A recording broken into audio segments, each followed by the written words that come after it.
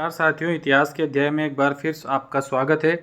आज हमने शुरू की है भारत के भूगोल की एक महत्वपूर्ण श्रृंखला जो CET, REET, SSC, first grade, second grade, Patwari, police सभी के लिए बेहद महत्वपूर्ण साबित होने वाली है।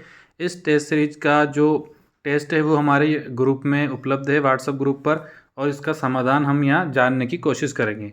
तो शुरुआत करते हैं पहले प्रश्न से। पहला प्रश्न है, विश्व के कितने प्रतिशत जनसंख्या जो विश्व की है वो भारत में निवास करती है? विश्व के कितने प्रतिशत जनसंख्या भारत में निवास करती है? और विकल्प आपके सामने है। तो इस प्रश्न का जो सही उत्तर होगा वो होगा 17.5% जो जनसंख्या है वो 2011 की जनगणना के अनुसार भारत में निवास करती है। 17.5 यानी कि सी विकल्प इसका सही हो जाएगा। इसके बाद अगला प्रश्न है, 1 जुलाई 2023 तक भारत की जनसंख्या कितनी हो चुकी थी? 1 जुलाई 2024 तक भारत की जनसंख्या 142.86 करोड़ हो चुकी है। तो यहाँ 142 जो विकल्प है सी विकल्प यह सही हो जाएगा। इसके बाद अगला है प्रश्न क्रमांक 3, क्षेत्रफल की दृष्टि से भारत विश्व का कौन से स्थान का देश है? तो क्षेत्रफल की दृष्टि से जो सबसे बड़ा देश है वो है रूस, दूसरा है कनाडा, तीसरा चीन, चौथा संयुक्त राज्य अमेरिका, पांचवा ब्राज़ील, छठवां ऑस्ट्रेलिया और सातवां भारत है। तथा भारत के बाद जो 8वां स्थान है वो अर्जेंटीना का है। तो भारत का कौन सा स्थान होगा यहाँ पर? 7वां स्थान भारत का होगा। इसके बाद प्रश्न क्रमांक 4 है, भारत का सबसे उत्तरी बिंदु कौन सा है? यहाँ विकल्प है किपिथु। किपिथु भारत का सबसे पूर्वी बिंदु है जो अरुणाचल प्रदेश में है। दूसरा विकल्प है गुहार मोती। गुहार मोती गुजरात में है जो भारत का सबसे पश्चिमी बिंदु है। इसके बाद तीसरा विकल्प है इंदिरा पॉइंट जो भारत का सबसे दक्षिणी बिंदु है, अंडमान निकोबार केंद्र शासित प्रदेशों पर यह है। और चौथा विकल्प है इंदिरा कोल जो लद्दाख में है, यानी कि ये भारत का सबसे उत्तरी बिंदु है। डी विकल्प यहाँ इसका सही हो जाएगा।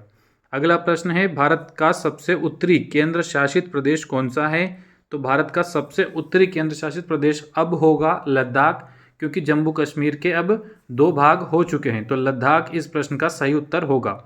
अगला प्रश्न है, निम्न में से कौन सा राज्य कर्क रेखा पर स्थित नहीं है? अगर आप कर्क रेखा को ध्यान से देखोगे तो उस पर राजस्थान, गुजरात, मध्य प्रदेश, छत्तीसगढ़, झारखंड, पश्चिम बंगाल, त्रिपुरा और मिजोरम आते हैं, यानी कि मणिपुर इस पर स्थित नहीं है। तो सी विकल्प इसका सही हो जाएगा। अब 7वां प्रश्न है, छोटा नागपुर का पठार किस राज्य में पड़ता है? महाराष्ट्र, बंगाल, झारखंड और तेलंगाना। तो छोटा नागपुर का पठार स्थित है झारखंड में। ऐसे अगर पूछे कि मालवा का पठार कहाँ है तो मध्य प्रदेश में।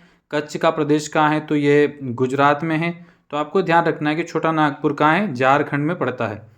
अगला प्रश्न है, कौन सी नदी भारत और बांग्लादेश की सीमा पर बहती है? और विकल्प है कर्नाली, माथाभंगा और मोलासेस और शिपकिला। तो कौन सी नदी भारत और बांग्लादेश की सीमाओं के बीच बहती है? तो उस नदी का नाम है माथाभंगा नदी। इसके बाद यहाँ जो कर्नाली नदी दे रखा है, ये कर्नाली नदी नाम है घाघरा नदी का, जो भारत और नेपाल के बीच बहने वाली नदी है। इसके अलावा जो मोलासेस दिया है, ये मोलासेस इसका जो संबंध है वो म्यांमार से है। और इसमें जो शिप किला जो दिया गया है ये हिमाचल प्रदेश को तिब्बत से जोड़ने वाला एक दर्रा है।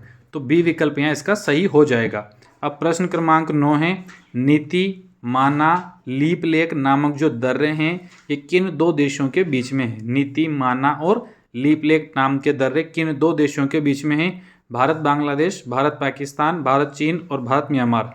तो इस प्रश्न का जो सही उत्तर होगा वो होगा भारत चीन, क्योंकि ये दोनों दर्रे हैं उत्तराखंड राज्य को तिब्बत से जोड़ने वाले।